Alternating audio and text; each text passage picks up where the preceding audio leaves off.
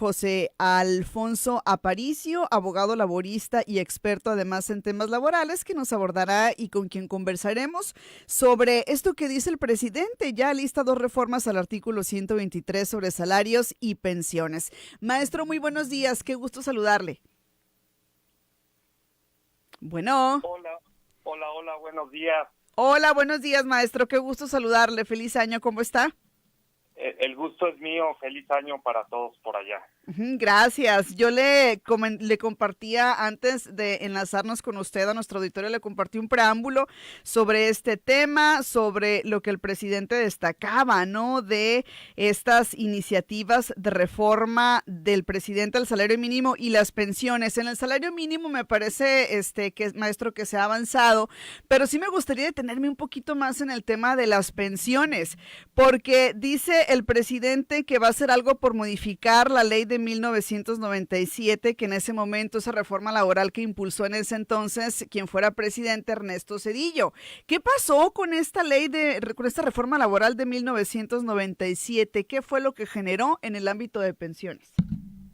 Sí, muchas gracias. Bueno, es interesante, pero si me permiten simplificarlo, para entendimiento de todos, en realidad en el 97, antes, había una forma de capitalizar las pensiones a través del financiamiento de los que estaban en activo, y los que iban retirando se retiraban con el 100% de su salario, con 65 años de edad, y el 100% de su salario.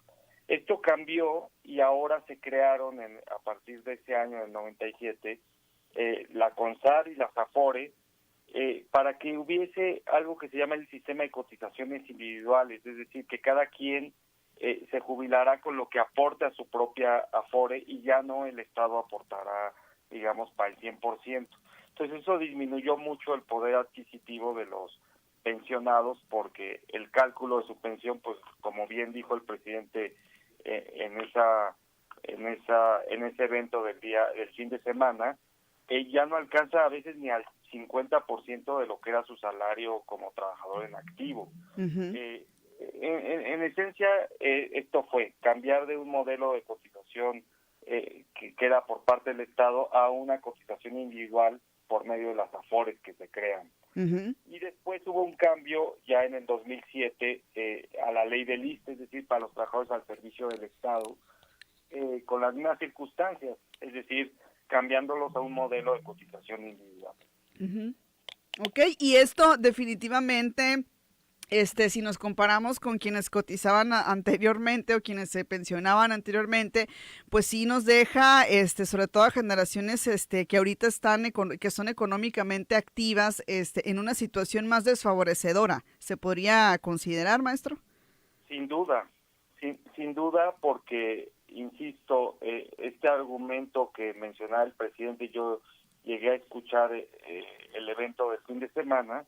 Él ponía el ejemplo por ejemplo, de las tortillas en el tema del salario, de que antes con el salario mínimo alcanzaba para 50 kilos de tortilla y ahora para 10. Lo mismo pasa en las pensiones. Antes te jubilabas con el 100%, insisto, de tu salario, y ahora pues tu porcentaje pues se reduce a un porcentaje que puede ir hasta pues de 2,000 pesos, de 1,000 pesos, dependiendo de tus cotizaciones.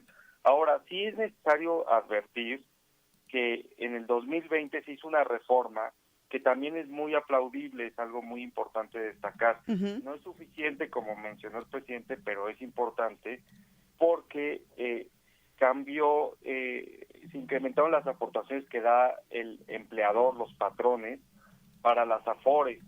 Y esto va a ser gradual hasta llegar al 2031, con una idea de que el porcentaje mínimo de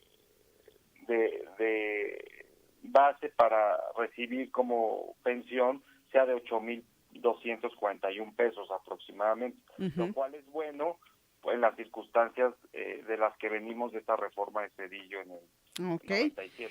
Ok, y además de este incremento de las aportaciones de patrones a las AFORES, ¿qué más se necesitaría o cuál se desearía que fuera esta reforma que va a anunciar próximamente el presidente? No, bueno, aquí hay dos visiones. Ajá. Una, la visión de las aportaciones individuales, Sí. y otra que regresemos al modelo, digamos, permítanme decirlo de forma coloquial, de la bolsa común, es decir, que el Estado financia las pensiones de los que siguen. Ahora, esto en términos actuariales es muy discutido porque vaya que le cuesta mucho al Estado el modelo como lo teníamos antes. Quizás transitar en un modelo intermedio entre la existencia de las AFORES, pero incrementando su monto y las obligaciones patronales de aportar más. Claro que esto va también relacionado con el salario mínimo, porque si aumenta el salario mínimo de ingreso de la población, pues obviamente aumenta el ingreso para las aportaciones a las propias AFORES, ¿no? Uh-huh. La posibilidad de que el trabajador pueda ahorrar más para su retiro. Es decir, pueden hacerse programas sociales que incentiven o que fortalezcan a las AFORES. Por ejemplo, hay empresas públicas y privadas, por ejemplo, existe en Comisión Federal de Electricidad un sistema que se llama el SIJubila. Es decir, por contrato colectivo los trabajadores que entraron después del 2008, la empresa aporta una cantidad todavía mayor a la que le corresponde por ley para que se potencie la afore de estos trabajadores.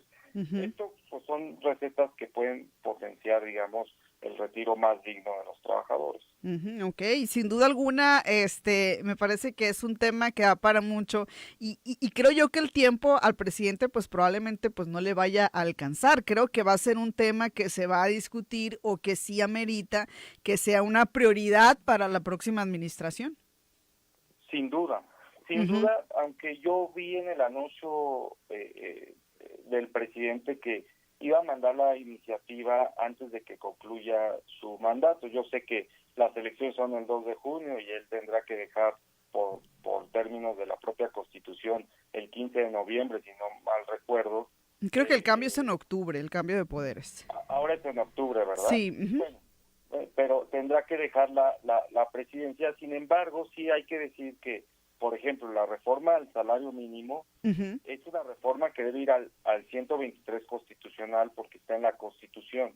Pero la reforma a las pensiones puede ser una reforma que no tiene un procedimiento tan dificultado como es de una reforma constitucional, que puede estar en una ley secundaria, en una ley del Seguro Social, en una ley de las AFORES, en la ley del ISSSTE.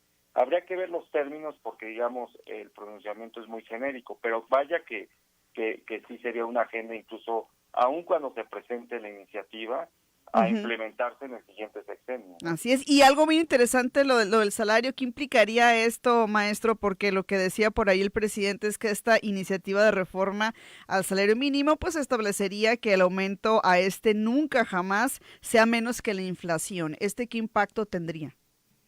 Sí, bueno, es muy importante, sobre todo, por ejemplo, los trabajadores que cuentan con un sindicato auténtico, pues generalmente lo que negocian en las revisiones salariales que se hacen anualmente al contrato colectivo es que supere o al menos recupere el poder adquisitivo de la inflación. Entonces, estos trabajadores que cuentan con un sindicato auténtico, pues sí, vaya que tienen una recuperación en su salario, pero la mayoría de trabajadores que la tasa de sindicalización es muy mínima, pues resulta que no ven la inflación y versus el incremento al salario, pues con una pérdida muy grande. Ahora, debo decir que el salario mínimo, también para ser sinceros, empezó a recuperar poder a partir del 27 de enero del 2016, en que se reformó la Constitución para desindexar el salario. El salario antes estaba vinculado a las multas, sanciones, penas de otros temas que no eran laborales. Entonces se decía mucho que no se incrementaba el salario porque se incrementaban las sanciones y las penas en otras normas jurídicas. Al desindexarse, pues empezó a recuperar en el histórico el salario a niveles muy óptimos hasta llegar a este sexenio en el que incluso Uh-huh. se generaron estímulos para la frontera norte y pues ha ido incrementando de manera Uh-huh.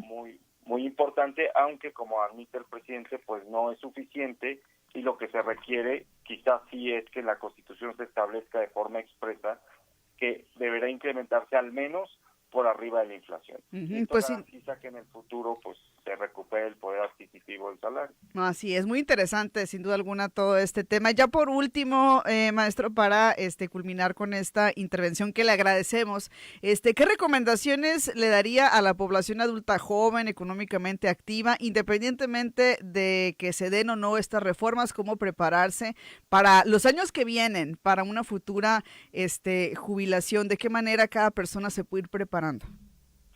Pues serían dos comentarios. El primero, que realmente la cultura del ahorro es muy importante, sobre todo en las condiciones actuales del modelo en que las aportaciones individuales son la primacía de este modelo. Entonces es necesario que haya una cultura del ahorro muy importante para garantizar un retiro más digno, potenciar las aportaciones voluntarias que se pueden dar a las AFORES, y por otro lado también generar condiciones de exigencia de que, por ejemplo, si el empleador tiene un salario, pues lo reporte hacia el Seguro Social y no reporte un salario mínimo o menos que se recibe. Buscar en la medida de lo posible que si están en un sindicalizados, bueno, pues generar las condiciones de exigencia para generar esquemas que potencien su jubilación, etcétera. Pero sí, lo principal sería lo primero, que es la cultura del ahorro, potenciar su ahorro lo más posible. Muy bien, pues ahí está entonces la recomendación y el análisis. Le agradecemos al maestro José Alfonso Aparicio, abogado laborista y experto en temas laborales, nos haya permitido conversar sobre estos temas tan relevantes. Muchas gracias, maestro. Saludos. Al contrario, gracias a ustedes. Vamos a